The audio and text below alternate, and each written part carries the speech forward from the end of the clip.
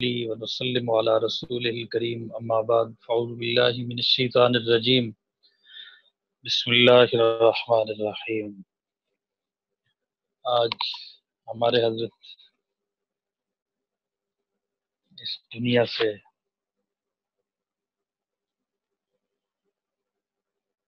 پردہ فرما کر، جیسے کسی نے کہا کہ زمین کے اندر بھی روشنی ہو، مٹی میں چراغ رکھ دیا ہے، اور کسی نے کہا کہ لوگ زمین سے سونا نکالتے ہیں اور ہم نے سونا زمین کے سپرد کر دیا ہے۔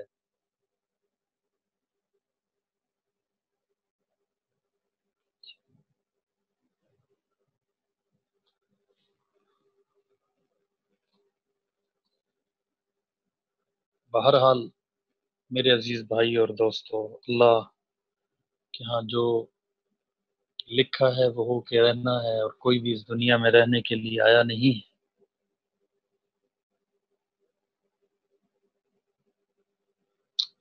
حضرت علامہ صاحب کا صدمہ اور یہ خلاف پوری امت مسلمہ اور اہل حق کے لیے ناقابل تلافی نقصان ہے، اور سارے ہی تعزیت کے مستحق ہیں۔ لیکن میں ایک بات یہ ضروری عرض کروں، رات بھی آپ سے کہا تھا، ہمارے حضرت علامہ صاحب کی زندگی ایسی تھی کہ وہ اپنی ذات پہ دین کی بات اور اپنے مشن کو ترجیح دیتے تھے۔ اپنی ذات جب انہوں نے دین میں فنا کر دی تو ایسی فنا کی کہ مجھے 15-16 سال کی اس رفاقت میں علامہ صاحب سے ذاتی سوال کرنے کی کبھی ہمت ہی نہیں ہوئی، کوئی بھی ذاتی قسم کا کوئی سوال۔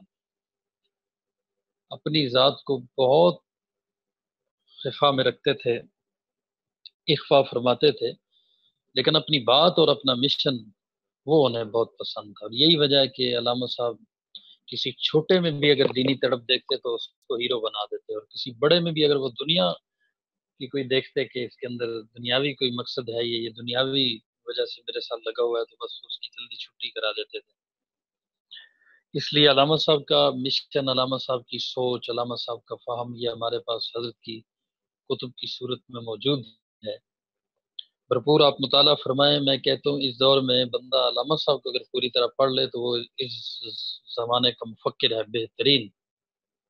حضرت کا ایک پورا بنایا ہوا نصاب ہے، اور میرا ارادہ ہے کہ میں انشاءاللہ اس نصاب کو عید کے بعد باقاعدہ پڑھاؤں گا، آن لائن پڑھاؤں گا۔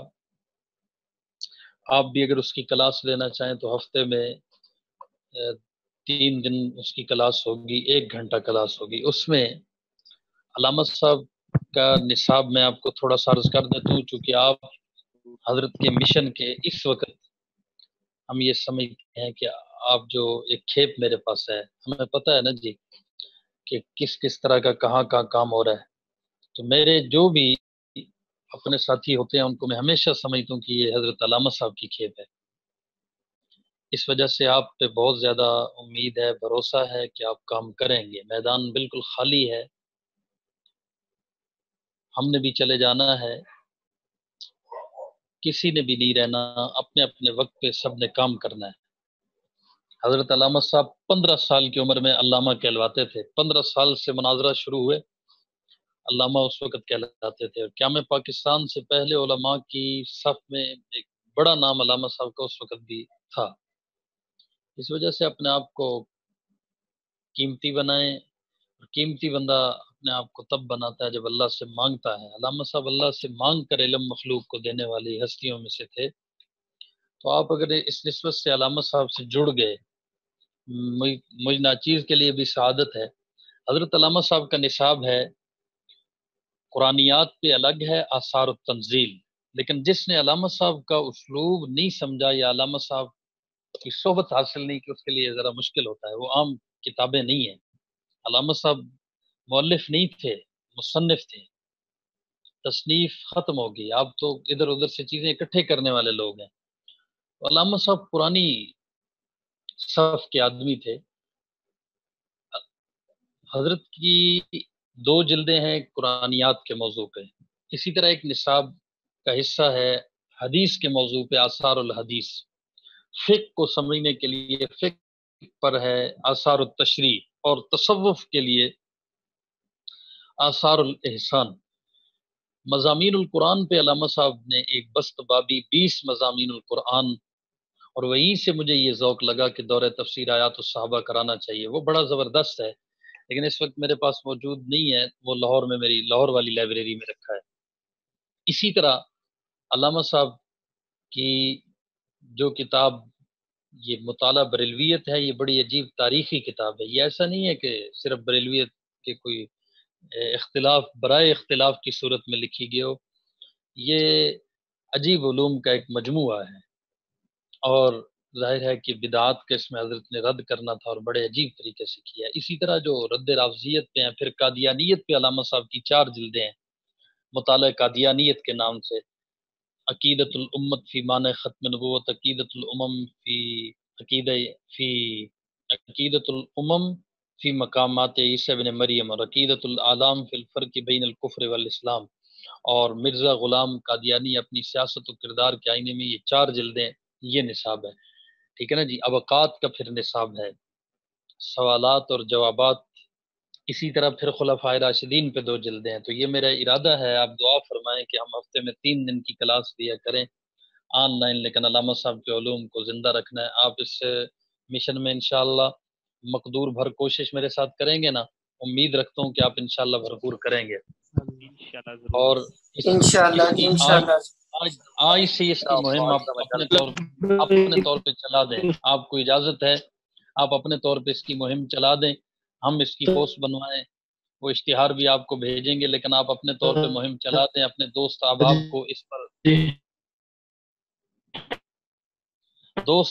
کو اس پر جمع کرنا بھی شروع کریں. دیکھیں، علامہ صاحب سے میرا کوئی تعلق ایسا تو ہے نہیں کہ کسی اور بزرگ سے بھی ایسا بن سکے، سیدھی سی بات ہے. تو جب تنہا ہم نے علامہ صاحب سے ہی اس انداز کی محبت کی ہے، تو حضرت کی شخصیت اور ان کو محور بنائیں گے. انشاءاللہ آپ فوائد دیکھیں گے. نیٹ کی شاید پرابلم ہے کسی ساتھی کے موبائل. میری آواز صاف آ رہی ہے؟ جی آ رہی ہے. اچھا، پھر جی استاد محترم آپ کی آ رہی ہے، اچھا لیکن یہ دوسرے ساتھی مائک بند کر دیں. ٹھیک ہے جی، یہ ذرا مائک بند رکھیں. انشاءاللہ آپ ہمت کریں. آپ خوش نصیب اس لیے ہیں کہ آپ پڑھ رہے ہیں تو حضرت دنیا سے رخصت ہوئے ہیں. اور میں آپ کو ایک عجیب بات بتاؤں، حضرت علامہ صاحب کے رمضان سے 1 دن پہلے کا کلپ ہے کہ میں رمضان میں ترجمہ قرآن پڑھاؤں گا. تو حضرت کی ظاہر ہے کہ وہ دل میں رہ گئی حسرت. حضرت کے ذہن میں تو یہ تھا کہ شاید لاک ڈاؤن میں کچھ کمی آ جائے، پھر درمیان میں خود دنیا سے رخصت ہو گئے. میں یہ سمجھتا ہوں کہ روحانی طور پہ اللہ میں ان کی برکات نصیب کرے. جو انہوں نے کہا، مجھے فرمایا کرتے تھے تم نے نئی بات کوئی نہیں کرنی، بس اپنے اکابر کی زبان بن جانا ہے. تو میں اس پہ غور کرتا تھا کہ علامہ صاحب کا کتنا بڑا اعتماد ہے کہ وہ فرماتے ہیں کہ بس زبان بن جانا ہے. ہم نے لکھ سب کچھ دیا ہے، تم نے زبان بن جانا ہے. یہ اپنی طرف نہیں کہتے تھے، کہتے تھے اپنے بڑوں کی زبان بن جانا ہے. اور پھر سید طول شاہ صاحب بخاری کی بات فرماتے تھے شاہ صاحب پہ جب بھی کوئی کیس ہوتا تو فرماتے میں نے تو اپنے بزرگوں کا فتویٰ، فلاں علماء کا فتویٰ جو ہے وہ پیش کیا ہے، میں نے تو یہ اپنی طرف سے بات نہیں کی. تو عطا اللہ شاہ بخاری صاحب کی عزت اس میں تھی کہ وہ زبان تھے اپنے کابرین کی. یہ حضرت کی ایک جو ہے نا نظر شفقت اور نظر محبت تھی. آپ دعا کریں. مجھے اس پہ بہت زیادہ جو ہے ایک دباؤ سا بھی محسوس ہو رہا ہے کہ ناتواں ہیں ہم، اور وہ بہت عظیم تھے. لیکن ظاہر ہے کہ 15-16 سال کی رفاقت کا اگر ہماری وجہ سے آنے والی نسلوں کو یا آپ جیسے دوستوں کو، طلبہ کو کوئی فائدہ نہ پہنچے تو ہمارا حضرت کے ساتھ رہنے کا کیا فائدہ ہوا؟ اس وجہ سے آپ اس میں ساتھ دیں، اور میں امید رکھتا ہوں کہ آپ انشاءاللہ ساتھ دیں گے. تھوڑا سا سبق پڑھ لیتے ہیں تاکہ سورہ سبا جو ہے نا یہ مکمل ہو جائے. سورہ سبا میں آیات الصحابہ کی تعداد ہے 3. ٹھیک. اعوذ باللہ من الشیطان الرجیم، بسم اللہ الرحمن الرحیم. آیت نمبر 6 کو دیکھیے. فرمایا وَيَرَى الَّذِينَ أُوتُوا الْعِلْمَ الَّذِي أُنزِلَ إِلَيْكَ مِن رَّبِّكَ هُوَ الْحَقُّ. اور اے پیغمبر، جن لوگوں کو علم عطا ہوا ہے نا، وہ خوب سمجھتے ہیں یا وہ دیکھتے ہیں تم پر تمہارے رب کی طرف سے جو کچھ نازل کیا گیا. وَيَرَى الَّذِينَ أُوتُوا الْعِلْمَ الَّذِي أُنزِلَ إِلَيْكَ مِن رَّبِّكَ هُوَ الْحَقُّ. اور یہ جانتے ہیں وہ کیا جانتے ہیں؟ هُوَ الْحَقُّ، کہ وہ حق ہے.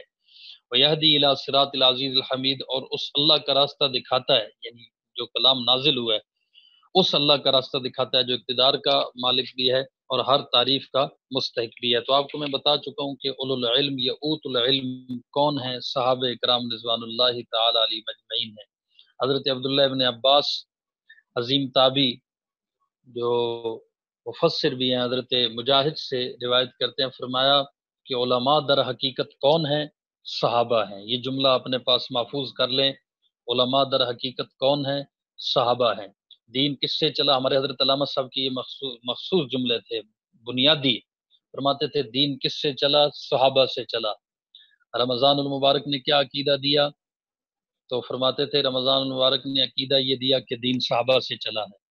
تراویح کے بارے میں بڑے خوبصورت انداز میں فرماتے تھے کہ وَأَكْثَرُ أَهْلُ الْعِلْمِ رُوِيَ عَنْ عُمَرَ وَعَلِيٍّ، کہ اکثر اہل علم اسی پہ گئے ہیں جو روایت حضرت علی اور حضرت عمر سے مروی ہوتی ہے، تو اکثر اہل علم پہ وہی موقف ہوتا ہے۔ تو فرمایا کہ حضرت علی اور حضرت عمر دونوں کے ہاں 20 تراویح ہے۔ تو پھر فرماتے تھے کہ رمضان نے عقیدہ کیا دیا کہ دین صحابہ سے چلا ہے، اور ایک عجیب بات کہتے تھے کہ صحابہ کی کوئی لغزش کہیں سامنے آ بھی رہی، اس کی ایسی تعویل کرو کہ وہ پھر کمی نہ رہے۔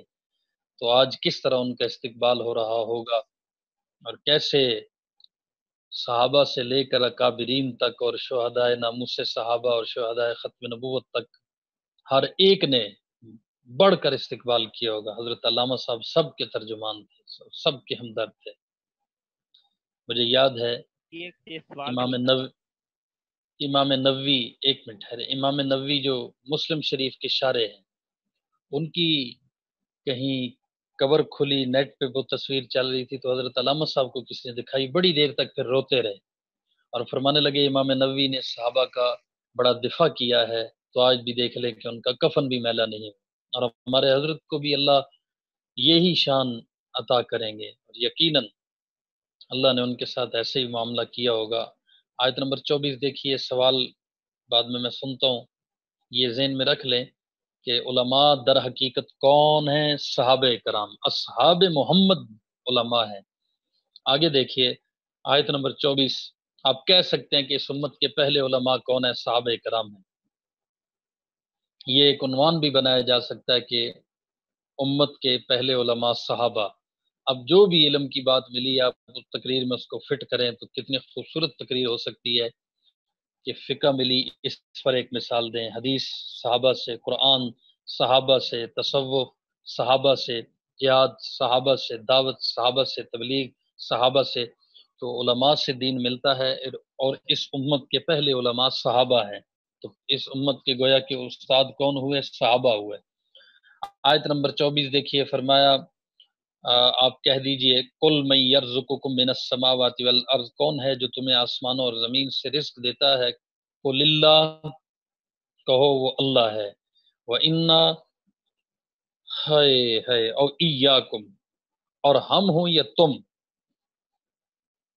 لعلی ہدن او فی ضلال مبین، یا تو ہدایت پر ہیں یا کھلی گمراہی میں ہیں۔ ٹھیک ہے نا جی؟ اب غور کیجئے ذرا، اس میں صحابہ کی معیت کی طرف ایک لطیف اشارہ نکلتا ہے کہ انا سے مراد مسلمان ہیں، اور ایاکم سے مراد کون ہے؟ کافر ہیں، اور نبی کائنات ہمارے ساتھ ہوں گے۔ ٹھیک ہے نا جی؟ نبی کائنات کس کے ساتھ ہوں گے؟ ہمارے ساتھ ہوں گے۔ ایاکم میں تو نہیں ہوں گے، انا میں ہوں گے۔ اس وقت معیت والے حضور کے ساتھ لوگ کون شامل ہیں؟ صحابہ کرام رضوان اللہ تعالی علیہم اجمعین ہے۔ دیکھیے آیت نمبر 37، وما مالکم ولا اولادکم، فرمایا نہ تمہارے مال جو ہے نا یہ تقربکم عندنا زلفا، نہ تمہارے مال تمہیں اللہ کا قرب عطا کرتے ہیں، اور نہ تمہاری اولاد۔ ٹھیک ہے، تقربکم عندنا زلفا، مشرکین کہتے تھے وما نعبدهم الا ليقربونا الى الله زلفا، ہم تو جو ہے نا نعبدهم الا ليقربونا الى الله زلفا، ہم تو ان بتوں کی عبادت نہیں کرتے۔ لیقربونا الی اللہ، فرمایا کہ ہاں ہم ان کو واسطہ اور وسیلے کے طور پہ پکڑتے ہیں یا ان کو درمیان میں ہم ذریعے کے طور پہ لیتے ہیں. ٹھیک ہے نا جی. تو یہاں پر بھی وہی ہے کہ اللہ نہ تمہارے مال تمہیں اللہ کا قرب عطا کر سکتے ہیں اور نہ تمہاری اولاد. فرمایا الا من آمن وعمل صالحا، ہاں مگر جو ایمان لائے اور نیک عمل کرے، فاولئک لهم جزاء الضعف، فرمایا تو ایسے لوگوں کو ان کے عمل کا دوہرا اجر ملے گا بما عملوا، جو وہ عمل کرتے رہے. وہم فی الغرفات آمنون، اور وہ جنت کے بالا خانوں میں چین کریں گے، آرام کریں گے. ٹھیک ہے نا جی. تو ظاہر ہے کہ صحابہ کرام رضوان اللہ تعالی علیہ مجمعین ان انعامات میں بھی پہلے شامل ہیں. ٹھیک ہے جی. سورۃ الفاطر دیکھیے، اس کی آیات صرف 8 ہیں، اسی پہ ہم سبق مکمل کر دیں گے کیونکہ طبیعت ابھی بالکل نہیں. آج دل کر رہا تھا کہ سبق نہ پڑھاؤں، پھر میں نے کہا ہمارے حضرت کی اپنی قبر میں پہلی رات ہے تو ہماری طرف سے تحفہ پہنچنا چاہیے. آپ سے میری درخواست ہوگی کہ آپ ضرور تلاوت کیجئے گا، درود پاک پڑھیے گا اور حضرت اقدس کو اس کا ایصال ثواب کیجئے گا. اللہ. سورۃ فاطر مکیہ، سورۃ الفاطر مکیہ، آیت نمبر 18 دیکھیے. فرمایا انما تنذر الذین یخشون ربهم بالغیب واقاموا الصلاۃ، اے پیغمبر تم انہی لوگوں کو خبردار کر سکتے ہو، آپ انہی کو ڈرا سکتے ہو جو اپنے پروردگار سے ڈرتے ہیں، بالغیب دیکھے بغیر، غیب کے ساتھ. واقاموا الصلاۃ، اور جنہوں نے نماز قائم کی. ومن تزکا فانما یتزکا لنفسہ، اور جو شخص پاک ہوتا ہے وہ اپنے ہی فائدے کے لیے پاک ہوتا ہے. وإلی اللہ المصیر، اور آخرکار سب کو اللہ ہی کی طرف لوٹ کر جانا ہے. ٹھیک ہے نا جی. تو بغیر دیکھے اپنے رب سے جن کو حضور ڈرا سکتے ہیں، یقیناً صحابہ کرام رضوان اللہ تعالی علیہ مجمعین، اور وہ ایسے ہی اپنے رب سے ڈرے ہیں. آیت نمبر 28 دیکھیے. فرمایا انما یخشى اللہ من عباد العلماء، اللہ سے اس کے بندوں میں سے وہی ڈرتے ہیں جو علم رکھنے والے ہیں. اللہ سے اس کے بندوں میں سے وہی ڈرتے ہیں جو علم رکھتے ہیں. ان اللہ غفور الرحیم، فرمایا یقیناً اللہ صاحب اقتدار بھی ہے اور بہت بخشنے والا ہے. ٹھیک ہے نا جی.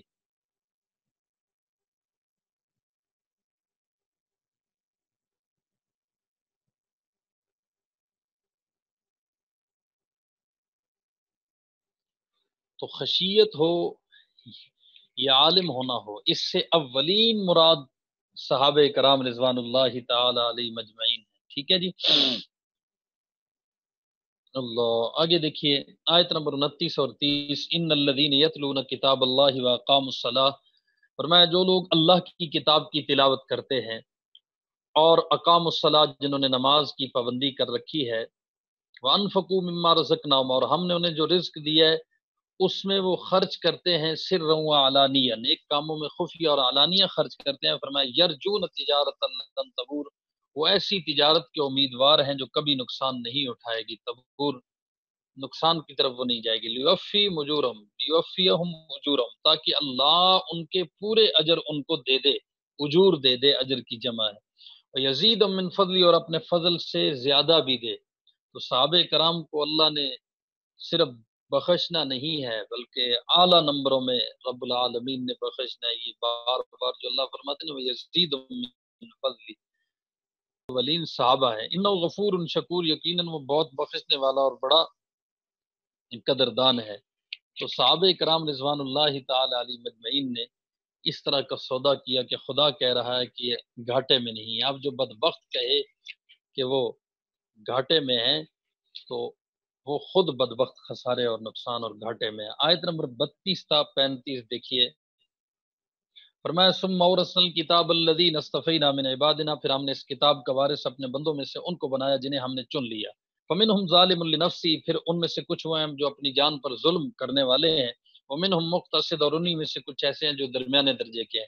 ومنہم سابق بالخیرات، اور فرمایا اور کچھ وہ ہیں جو اللہ کی توفیق سے نیکیوں میں بڑے چلے جاتے ہیں باذن اللہ. اور ذالک والفضل الکبیر، فرمایا یہ اللہ کا بہت بڑا فضل ہے. جنات عدن یدخلونها، ہمیشہ بسنے کے باغات ہیں، یدخلونها کے جن میں وہ داخل ہوں گے. یحلون فیہا من اساور من ذهب، وہاں ان کو سونے کے کنگنوں سے آراستہ کیا جائے گا. ولؤلؤا، اور موتیوں سے آراستہ کیا جائے گا. ولباسهم فیہا حریر، اور ان کا لباس وہاں پر ریشم ہوگا. وقالوا، اور وہ کہیں گے یا انہوں نے کہا، تو چونکہ سیاق چل رہا ہے، سباق چل رہا ہے، سیاق و سباق آئندہ کے بارے میں تو یہاں قالو کا ترجمہ کیا کریں گے کہ وہ کہیں گے الحمدللہ الذی اذھب عنا الحزن، فرمایا کہ تعریف اللہ کی ہے جس نے ہم سے ہر غم کو کیا کر دیا، دور کر دیا ہے۔ ان ربنا لغفور شکور، بے شک ہمارا پروردگار بہت بخشنے والا اور بڑا قدردان ہے۔ الذی حلنا دار المقامۃ من فضل، اور فرمایا جس نے اپنے فضل سے ہم کو ابدی ٹھکانے کے گھر میں لا اتارا ہے۔ الذی حلنا، اتارا ہے جس نے دار المقامہ، دار المقامہ کہتے ہیں قیامگاہ کو، اور ایسی قیامگاہ جو ابدی ہو، اپنے فضل سے ہمیشہ کی جو ہے نا ابدی قیامگاہ میں اتارا ہے۔ لا یمسنا فیہا نصب، جس میں نہ ہمیں کوئی جو ہے نا نصب گزرا ہے، مطلب تھکاوٹ، اور فرمایا ولا یمسنا فیہا لغوب، اور ہمیں نہ اس میں کوئی تکلیف پہنچی ہے، کسی تکلیف نے چھوا ہے۔ تو یہ صحابہ کرام رضوان اللہ تعالی علی مجمعین ہے میرے عزیز بھائیو۔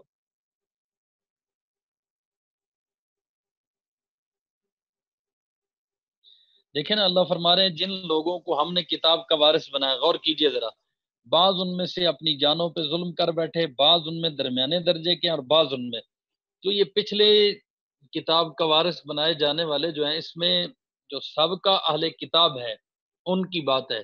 ومنہم سابق بالخیرات، تو اللہ فرماتے ہیں کہ اس آخری کتاب کی لاج رکھنے والے یہ سابق بالخیرات ہے، اور انہی کے لیے وعدہ جنات عدن یدخلونہ۔ ٹھیک ہے نا جی؟ صحابہ تو آپ کو پتہ ہے کہ ایک دوسرے سے کس طرح سبقت حاصل کرنے والے تھے نیکی میں۔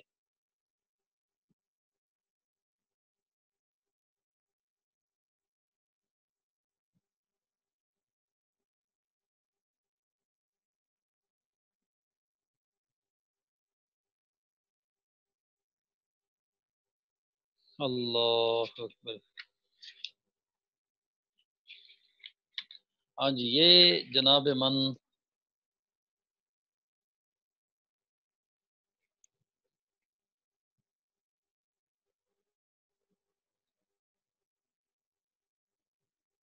حضرت صہیب کی ایک روایت آپ کو سناتا ہوں۔ فرمایا کہ رسول اللہ نے مہاجرین کے متعلق یہ بشارت دی کہ یہی لوگ سابق ہیں۔ سابق کا مطلب آگے پیش رو، جو خداوند عالم کی بارگاہ میں شفاعت کریں گے اور اپنے رب کے لطف و عنایت پر ناز کریں گے۔ اس ذات کی قسم جس کے قبضہ میں محمد کی جان ہے، وہ قیامت کے دن اس شان سے آئیں گے، حضور فرماتے ہیں کہ ان کے مونڈوں پر اسلحہ ہوگا، وہ باب جنت کو کھٹکھٹائیں گے، جنت کے خازن ان سے دریافت کریں گے تم کون ہو؟ وہ جواب دیں گے ہم مہاجر ہیں۔ ان سے جنت کے دربان کہیں گے کیا تم حساب دے چکے؟ وہ گھٹنوں کے بل دو زانو بیٹھ جائیں گے، اپنے ہاتھوں کو اوپر کی طرف اٹھائیں گے اور کہیں گے اے رب، کیا اس پر ہم سے حساب لیا جائے گا؟ ہم اپنے گھٹنوں کے بل دو زانو ہو کر بیٹھ جائیں گے، اپنے ہاتھوں کو اوپر کی طرف اٹھائیں گے، جیسے آپ گھٹنوں کے بل بیٹھتے ہیں نا، جس طرح مجاہد کھانا کھاتے ہیں، تو وہ کہیں گے کہ اللہ ہم اپنے گھروں سے نکالے گئے، اہل و عیال مال و اولاد کو چھوڑا، پس اللہ ان کے سامنے عجیب بات آپ کو بتاؤں کہ جب مکہ فتح ہوا، شاید بالکل نہیں ہو، مکہ فتح ہوا تو سب صحابہ نے کہا کہ اب ہمیں مکہ میں رہنا چاہیے، اپنی رہائشوں کو واپس حاصل کرنا چاہیے۔ اللہ نے سیدنا ابو بکر صدیق سے عجیب بات کہلوائی، فرمایا تمہیں اللہ نے کہا للفقراء المہاجرین الذین احصروا فی سبیل اللہ، تو مہاجروں کو رب نے فقیر کہہ دیا ہے، اس سے استدلال کیا کہ اب مکہ میں تمہاری کوئی ملکیت نہیں ہے، ہجرت کے ساتھ تمہیں رب نے فقیر کہا ہے، اب یہ لیبل تم اتروا بھی نہیں سکتے، اور تم اپنے ان گھروں میں، یہ سیدنا ابو بکر صدیق کا یہ جملہ، کوئی ایک صحابی بھی ایسا نہیں ہے کہ جس نے مکے والی زمین اور گھر پر واپس لے کے مہاجرین میں سے وہاں رہنا شروع کر دیا، نہیں، حج کے لیے آئے، عمرے کے لیے آئے، واپس چلے گئے اور ٹھکانہ وہیں رکھا جہاں ہجرت کر کے گئے تھے، وہ مدینہ طیبہ ہے۔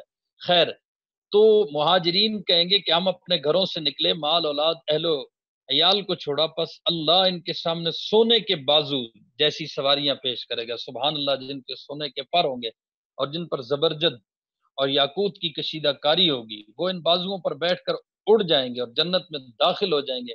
چنانچہ اوپر آیات جو ہے نا ان کی طرف اسی بات کو اشارہ جا رہا ہے، ٹھیک ہے، سابقم بالخیرات۔ اس کے بعد رسول اللہ صلی اللہ علیہ وسلم نے فرمایا پس یہ مہاجرین جنت میں اپنی اپنی منزل پر پہنچ جائیں گے، ان کی منزلوں کو میں دنیا میں پوری طرح جانتا ہوں۔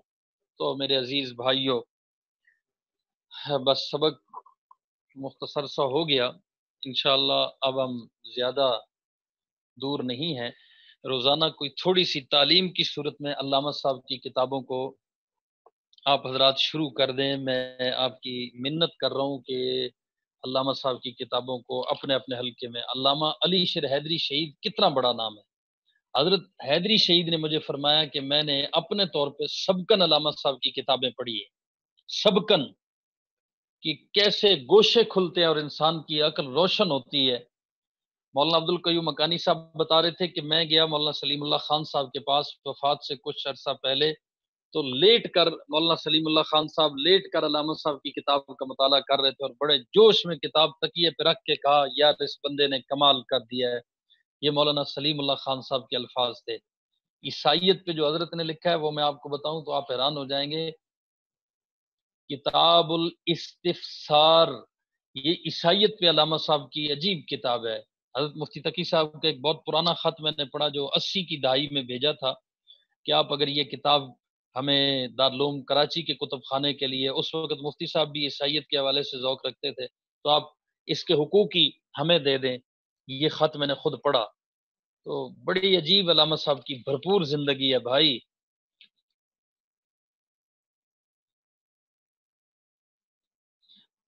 چھوٹے چھوٹے جو ہے نا تعلیم کی صورت میں حضرت کی ان چیزوں کو سامنے لایا کرے۔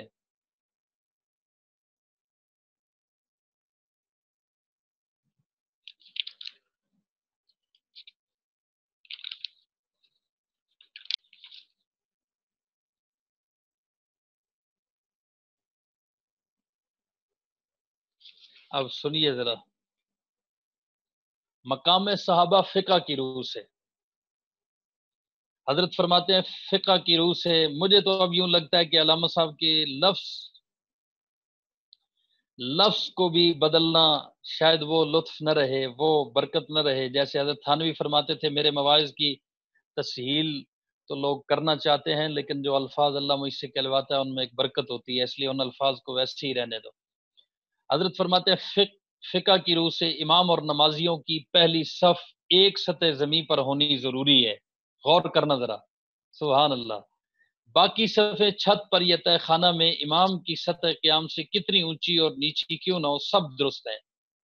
پہلی صف، امام اور نمازیوں کی پہلی صف ایک سطح زمین پر ہونی ضروری ہے۔ غور کرنا ذرا، سب درست ہیں، ایک ہو جائے باقی پھر اوپر نیچے جدھر بھی چلے جائے نا، سب کی نماز ایک جماعت ٹھہرے گی۔ یہ سب صفیں امام کے تابع نہیں، نمازیوں کی پہلی صف کے تابع ہیں۔ غور کرنا، اور پہلی صف کی نماز امام کے ساتھ ایک سطح زمین پر ہے اور امام مقتدیوں کے ساتھ ہے۔ اسی طرح حضور اکرم صلی اللہ علیہ وسلم اور صحابہ کرام ایک راہ کے راہی اور ایک راہ دین پر ہیں، ان کا آپس میں ایک راہ دین پر کوئی اختلاف نہیں، لیکن اگلی صفوں کے لوگ کسی صحابی کی راہ پر بھی چلیں وہ حضور کی صف کے ہی پیرو سمجھے جائیں گے۔ سبحان اللہ۔ اور یہی اہل سنت کی شارع عمل ہے جس میں تمام حنفی، شافی، مالکی اور حنبلی صحابہ کی پیروی میں سب حق پر سمجھے گئے ہیں۔ کوئی امتی کسی صحابی کے عمل کے خلاف چلے تو وہ گمراہ شمار نہیں ہوگا۔ غور کرنا، بشرطے کہ وہ جس راہ پہ خود چل رہا ہے وہ بھی کسی صحابی کی راہ ہو۔ سبحان اللہ۔ کسی صحابی کے عمل کی مخالفت ہو لیکن چل کسی صحابی کے پیچھے رہا ہو تو یہ گمراہی نہیں ہے۔ اس صورت میں کوئی امتی صحابہ کی راہ سے نہ نکلا اور یہ سب اہل سنت صحابہ کی راہ پر ہیں۔ فقہ کا ایک اور مسئلہ بھی سامنے رکھیے، فرماتے ہیں امام نماز پڑھائے کسی متشابہ پر قرآن پڑھنے میں غلطی کرے تو اگر اسے کوئی شخص جو اس جماعت میں شریک نہیں لقمہ دے تو اگر امام نے اس پر اعتماد کرتے اس کے لقمہ کو قبول کر لیا تو سب کی نماز ٹوٹ جائے گی۔ یہ کیوں؟ جبکہ وہ لقمہ صحیح تھا، یہ صرف اس لیے کہ لقمہ دینے والا نماز کے باہر تھا اور لقمہ لینے والا نماز کے اندر تھا۔ جو نماز کے اندر ہے وہ اللہ کے حضور حاضر ہے اور جو نماز سے باہر ہے وہ کسی اور کام میں بھی مشغول ہو سکتا ہے، اور ظاہر ہے کہ یہ اس درجے میں نہیں جس میں وہ ہے جو نماز میں اللہ کے حضور حاضر ہے۔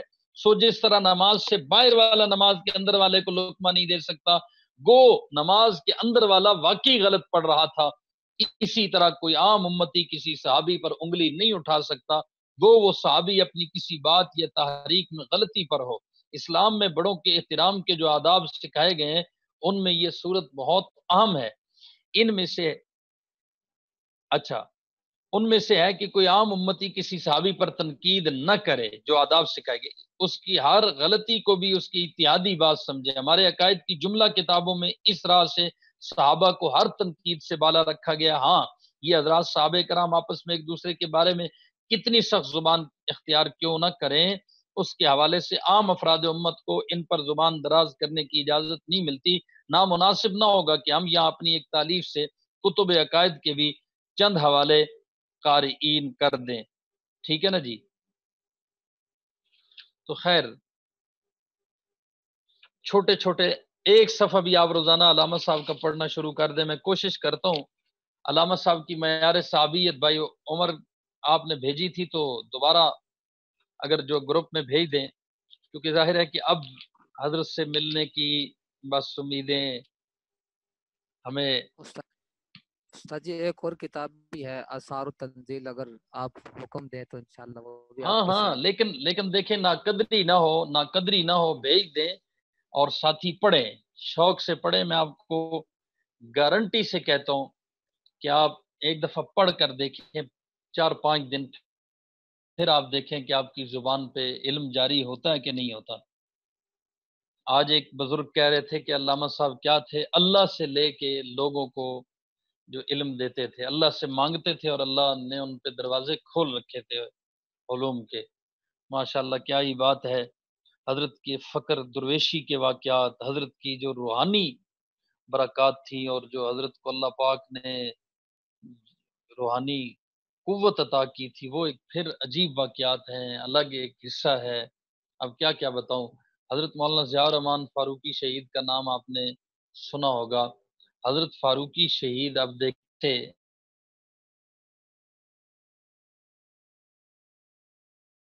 اگر یہ بریلوی حضرات میں ہوتے تو شاید ان کو مولانا احمد رضا خان بھول چکے ہوتے، انہی کو اعلیٰ حضرت وہ کہتے۔ تو عجیب علامہ صاحب کی۔ اسی طرح حیات النبی کے حوالے سے علامہ صاحب کی بڑی مایہ ناز کتاب ہے مقام حیات۔ یہ سب سے پہلے حیات کے مسئلے پہ آئی ہے، اس میں ایسے عقلی دلائل ہیں، سبحان اللہ، انسان حیران ہو جاتا ہے۔ بہرحال حضرت پر لکھا جائے گا، بہت کوئی لکھا جائے گا، زمانہ بڑی باتیں کرے گا، لیکن بہرحال وہ تو نہیں ہوں گے نا جی۔ جو ان کی سادگی، بے نفسی، خلوص، محبت، معصومانہ ادائیں، وہ بڑی دیر تک، دور تک یاد آتی رہیں گی۔ 9 عشروں پہ محیط ہے حضرت کی یہ محنتوں کا سلسلہ، اور عرب و عجم، یورپ، افریقہ، امریکہ، ایشیا، ہر جگہ پہ الحمدللہ انہوں نے اللہ کی دی ہوئی عطا اور اللہ کی صفت علم کا بھرپور طریقے سے اظہار کیا ہے۔ بہرحال دعا کر لیتے ہیں، آپ سورۃ الفاتحہ پڑھیں، 3 بار سورہ اخلاص پڑھیں۔ یہ میٹنگ بھی شاید ختم ہونے والی کیوں رکھی ہوئی تھی؟ وہ دیکھیں، وہ ہسپتال والے پورا بنا کر اسی طرح دیتے ہیں، پلاسٹک والا ہے نا جی۔ تصویریں مختلف زاویوں سے ساتھیوں نے لی ہیں، تصویریں ابھی شاید گروپ میں آئی ہوں۔ وہ جو تصویر اصل ساتھیوں نے بھیجی ہے وہ بعد میں ہے، عجیب اس میں چہرے پہ نورانیت ہے، سبحان اللہ، اور بالکل ایسے نرم اور ملائم اور سفید چہرہ ہے۔ وہ پلاسٹک اوپر اسپتال والوں نے لگا دیا، وہاں اصل میں جو جسد خاکی یا جسم دیتے ہیں، ڈیڈ باڈی دیتے ہیں، تو وہ ایک مخصوص کمیٹیاں بنی ہوتی ہیں ان کی، اس کو کمیٹی کے حوالے کرتے ہیں، پھر کمیٹی ایک پورے نظم کے تحت وہ سارا باکس کا اور کفن کا بندوبست کرتے ہیں۔ تو وہ پھر نا ہمارے یہاں کی طرح نہیں ہے سلسلہ۔ بہرحال پاکستان بہت بڑی نعمت ہے، حقیقت آپ کو بتاؤں کہ بہت بڑی نعمت ہے۔ جیسا کیسا ہے یہاں کا جو نظام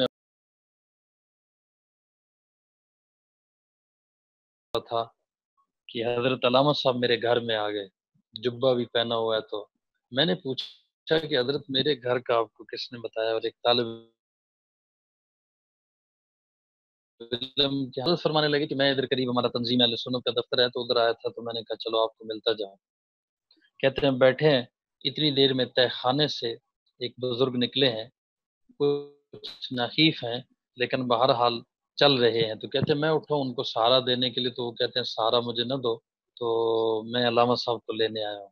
وہ پھر بہت رو رہے تھے، تو کہہ رہے تھے کہ میں نے جو کتابوں میں پڑھا ہے وہ جو آنے والے بزرگ تھے، میرے اپنے خیال کے مطابق وہ حضرت مولانا خلیل احمد صاحب سہارنپوری رحمۃ اللہ تعالیٰ علیہ تھے، اور اس بات کا تو میں خود گواہ ہوں کہ حضرت علامہ صاحب کو حضرت سہارنپوری سے بڑی محبت تھی۔ حضرت مولانا خلیل احمد صاحب کی عبارتوں پہ بریلوی حضرات نے جو اعتراض کیے، علامہ صاحب نے بھرپور دفاع کیا، اور ایسا کہ بندہ کہتا ہے کہ حضرت میں شاید حضرت سہارنپوری کی روح آ گئی ہے۔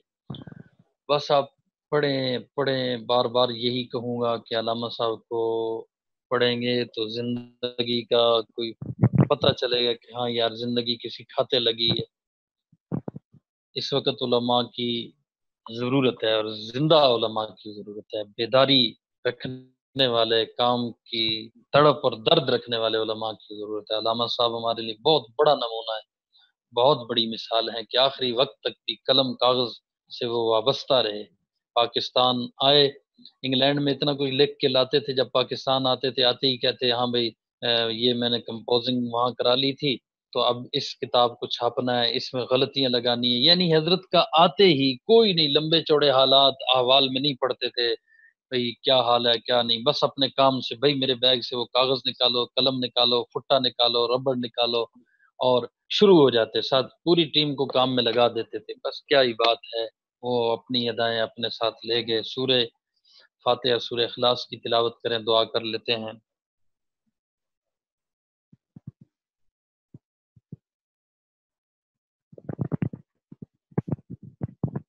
السلام علیکم سر جی۔ وعلیکم السلام ورحمۃ اللہ جی۔ سر جی اگر آپ کوئی تحریر لکھیں تو پھر دے دیجئے گا، اسے میں کمپوز کر دوں گا۔ محمد اسامہ۔ جی اس پر بہت کچھ لکھا جائے گا، بہت کچھ لکھوں گا، لیکن میری حالت آپ کو شاید محسوس ہو رہی ہے۔ جی استاد جی بالکل، کل سے ہو رہی ہے، بلکہ ہر ایک کی حالت تقریباً یہی بس سی ہے، ایسے ہی ہے، جتنا تو تعلق استاد جی۔ ایسے ہی ہے انشاءاللہ، اللہ پاک خیر کریں گے۔ ابھی تو ایسے کچھ سمجھ ہی نہیں آتی۔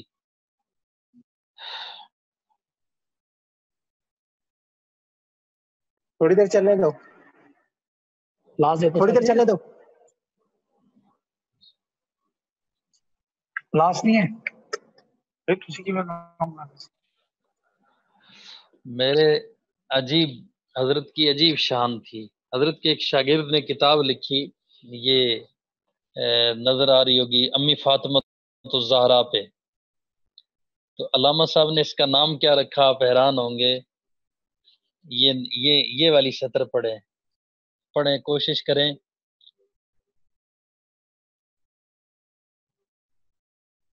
میں آپ کو پڑھ کے سناتا ہوں۔ ہائے ہائے، اب میں بتاتا ہوں۔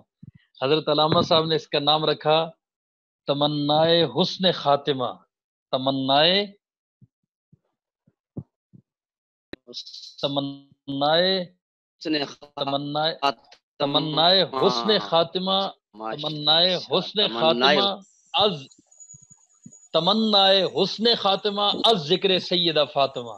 واہ واہ واہ، عجیب شان تھی حضرت۔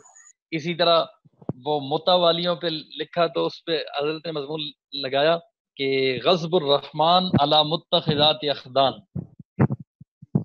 تو بہت عجیب ذوق تھا۔ مجھے ایک دوست ملے تو میں نے کہا اپنے بیٹے کا نام کیا رکھا، تو وہ کہتے ہیں ذوالبجادین۔ تو میں نے کہا ہو نہ ہو یہ نام علامہ صاحب نے آپ کو بتایا ہے۔ وہ کہنے لگے جی واقعی ایسا ہے۔ عجیب علامہ صاحب کی جو ہے نا سوچ جاتی تھی، ایسا نکتہ نکالتے تھے۔ الیکشن لڑا جب سن 70 کا، تو مقابلے میں میاں طفیل جو جماعت اسلامی کے مودودی صاحب کے بعد امیر تھے، میاں طفیل، تو میاں طفیل مقابلے میں تھے۔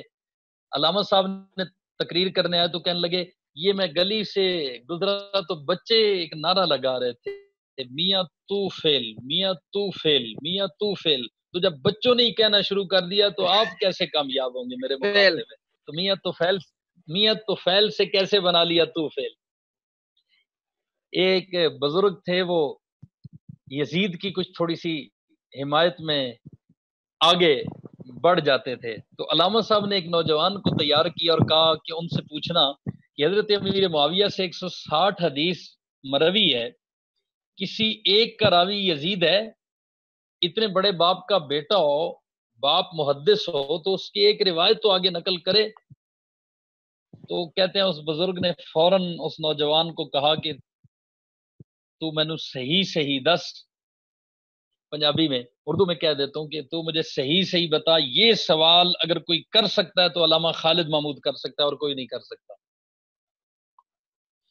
تو بس عجیب بات، میں نے باب العلوم کہروڑ پکا پڑھا، باب العلوم، تو باب العلوم بہت بڑا مدرسہ ہے۔ علامہ صاحب نے ملتان میں تقریر کی تو کہا ہمیں کہتے ہیں علی کو ہم نہیں مانتے، آؤ میں تمہیں بتاتا ہوں، حضرت علی کا لقب ہے باب العلم، تم اپنا مدرسہ دکھاؤ، ہمارا مدرسہ تو باب العلوم موجود ہے، ٹھیک ہے نا جی۔ تو فرمایا کہ تم اپنا مدرسہ دکھاؤ، اس نام کا ہمارا مدرسہ تو باب العلوم موجود ہے۔ آپ اگر کبھی ملتان جائیں پوچھیں کہ شیعوں نے پھر اس کے بعد اپنا باب العلوم وہاں ملتان میں مدرسہ بنایا ہے۔ اسی طرح یہ سینمے جب نئے نئے بنے تو سینمے کے لیے لوگ بھائی چلو جی تفریح کے لیے جانا چاہیے، تو علامہ صاحب کو دعوت دی بھائی تقریر کرنی ہے آپ نے، تو سینمے کے عنوان سے کہ سینمے سے ذہن روشن ہوتا ہے، سینمے میں جا کے اور یہ ہوتا ہے۔ تو حضرت سے ساتھیوں نے پوچھا کہ آپ وہاں جا کے کیا تقریر کریں گے؟ کہنے لگے جانے تو دو۔ جب وہاں گئے تو فرمایا جس جگہ پہ ڈرامہ شروع ہونے سے پہلے لائٹیں بند کر دی جائیں وہاں روشنی کیا ہوگی، کسی کو روشنی کیا ملے گی؟ کہنے لگے وہ پورا حال تالیاں پیٹتا رہا، اور علامہ صاحب اس انداز میں واپس ہوئے۔ اللہ نے توفیق دی تو میں اس پہ لکھوں گا، اور حضرت کے یہ سارے واقعات جو ہے نا وہ ہر ایک کے پاس بہت کچھ ہے، چھوٹی چھوٹی چیزیں ایسی عجیب بن جاتی ہے۔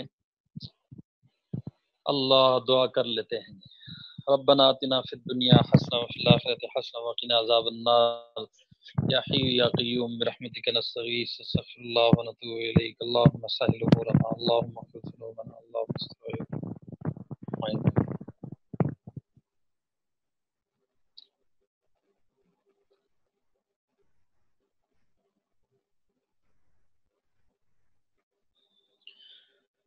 اللہ ہمارے حضرت کو، اللہ ہماری ہر نیکی کا اللہ حصہ پورا پورا اجر عطا فرما۔ میرے مولا پوری امت کے جو لوگ حضرت علامہ صاحب کے لیے دعا گو رہے، تڑپ رہے، اللہ سب کی دعائیں حضرت کو پہنچا۔ اللہ تیری بارگاہ میں ان کا جس طرح استقبال ہو رہا ہوگا، میرے مولا ہم فقیر جو علامہ صاحب سے محبت رکھتے ہیں، اللہ ان کی روحانی توجہات سے ہمیں بالکل محروم نہ فرما۔ اللہ تیرا وسیم بندہ تیرے پاس پہنچ چکا ہے، اللہ ہم محروم ہو چکے ہیں ان کی زیارت سے، ان کی صحبت سے، لیکن اللہ تو اس پہ قادر ہے کہ ان کی برکات ہمیں برابر پہنچاتا رہے۔ اللہ حضرت فرماتے تھے کہ ہمارا عقیدہ ہے کہ اولیاء کی روحیں مرنے کے بعد اللہ کے حکم سے متوجہ رہتی ہے اپنے محبت کرنے والوں کی طرف۔